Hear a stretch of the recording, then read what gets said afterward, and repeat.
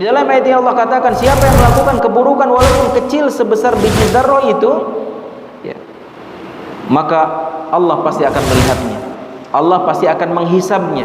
Allah pasti akan mengadilinya. Allah pasti akan memintai pertanggungjawabannya. Mungkin di dunia dia sebagai tokoh, di dunia dia mungkin dianggap sebagai pahlawan, di dunia dia dianggap sebagai pembela Islam, di dunia dia dianggap sebagai seorang penolong.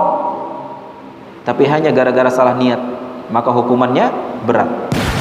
Bahkan dia termasuk orang-orang yang paling pertama dilemparkan ke dalam api neraka. Kemudian yang kedua, Rasulullah SAW juga menceritakan tentang kisah seseorang yang amalannya juga tidak kalah besar daripada yang pertama. Itu warajulun ta'allamal ilma wa 'allamah wa qara'al Qur'an.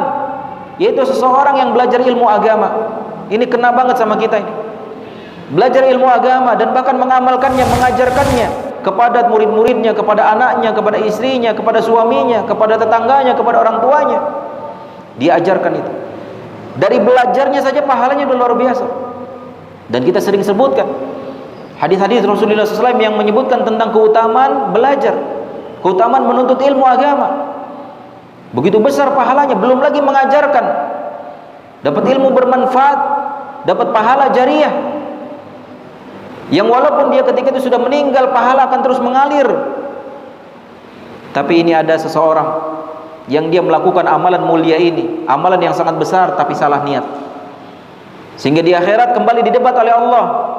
Dia mengatakan, saya tidaklah mempelajari ilmu agama, saya tidaklah mengajarkannya, saya tidaklah membaca Al-Quran, saya tidaklah mengajarkan Al-Quran ini kecuali karena Engkau ya Allah.